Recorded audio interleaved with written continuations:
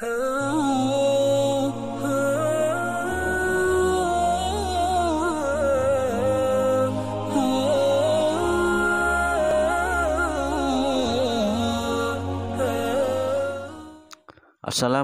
warahmatullahi wabarakatuh. Bismillah walhamdulillah wassalatu wassalamu ala rasulillah wa ala alihi wa sahbihi wa mawalah amma ba'dah. Teman-teman sekalian, bahagia kita bisa berjumpa kembali di channel ini. Mudah-mudahan nikmat iman dan Islam serta kesehatan selalu diberikan oleh Allah Subhanahu wa taala kepada kita semua. Amin ya rabbal alamin. Teman-teman sekalian, setiap ada orang Islam yang sakit, maka kita disunahkan untuk menjenguknya.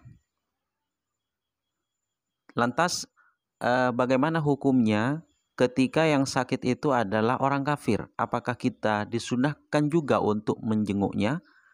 Maka dalam kitab Busyrul Karim bi Syarhi Masailit Ta'lim juz 2 Shahifah 26 diterangkan wa yusannu iyadatul maridil muslimi hatta al-amrada wal aduwah idh fiha qat'ul adawati wa jalbul mawaddati ma'a ma fi dzalika minas silati wa idkhalis sururi wa ghairihima. Yang artinya disunnahkan menjenguk orang yang sakit yang muslim meskipun ataupun bahkan sampai orang Islam yang sakit itu adalah amrod ataupun pemuda yang tampan yang tidak mempunyai kumis. Dan juga meskipun yang dijenguk kita itu ataupun yang sakit itu adalah musuh kita, maka tetap disunnahkan untuk menjenguk. Kenapa? Karena dengan menjenguk orang sakit, maka akan terputus permusuhan, bisa menarik kecintaan, bersamaan dengan itu juga ada hubungan silaturahim di situ. Dan bisa menjadikan orang sakit tersebut bahagia. Dan ada hal-hal yang lain yang tidak bisa disebutkan. Begitu juga disunnahkan ya untuk menjenguk orang sakit wa man la ya'rifuhu, yang tidak diketahui.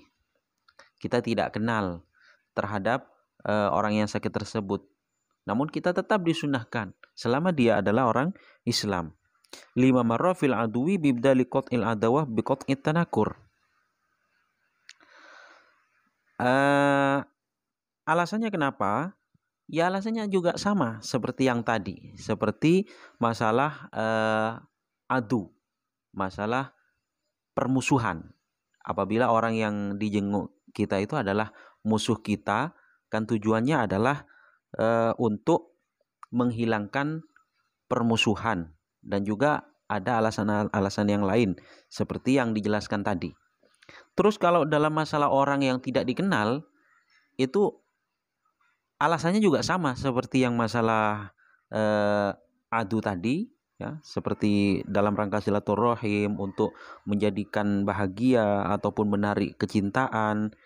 Namun ada penambahan ataupun penggantian ya, qat'ul adawah, karena bukan bermusuh kan, dengan orang yang tidak kita kenal bukan bermusuh, tapi cuma tidak kenal.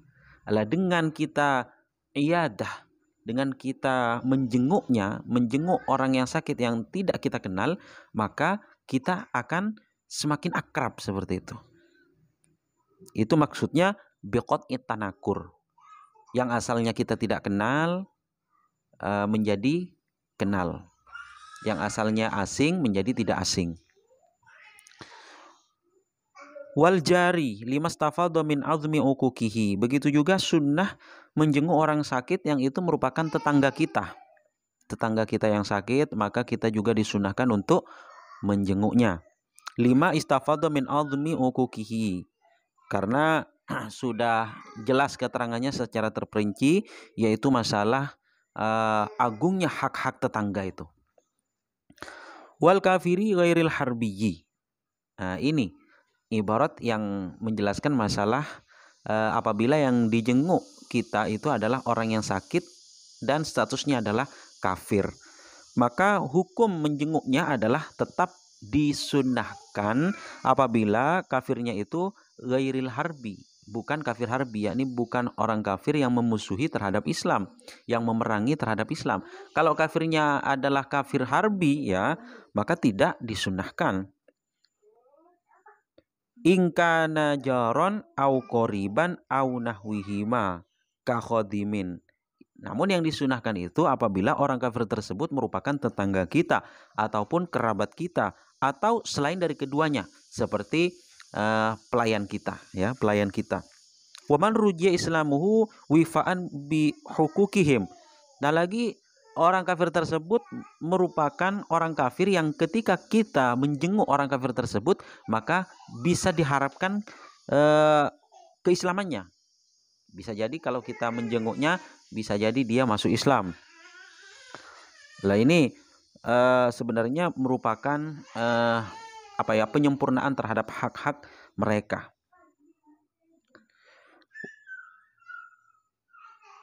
Jadi kenapa kita disunnahkan untuk menjenguk orang kafir yang bukan harbi, yakni yang dhimmi?